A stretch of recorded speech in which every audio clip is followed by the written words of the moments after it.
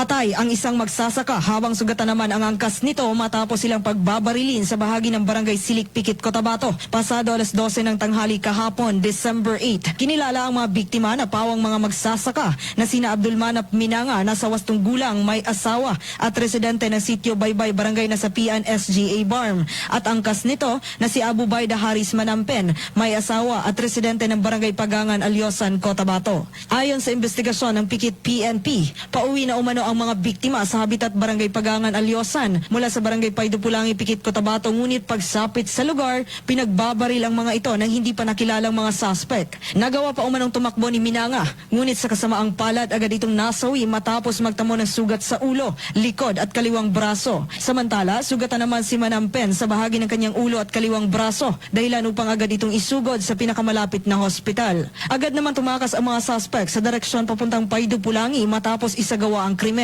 Na-recover sa crime scene ang 7 basyon ng caliber 45 pistol. Ito na ang pangalawang kaso ng pamamaril na naitala sa bayan ngayong linggo. Matatandaan na 2 araw lang ang nakalipas ng pagbabarilin din ng isang Francis de Langalen, nasa 80 gulang na residente ng barangay Fort Pikit, Malidagaw, SGA Barm sa bahagi ng Sitio Lamak, barangay Poblasyon, Pikit, Cotabato.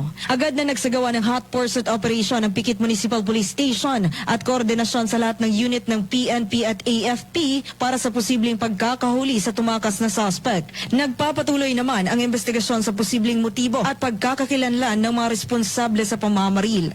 Joanne Oranio, NDBC, Bida Balita.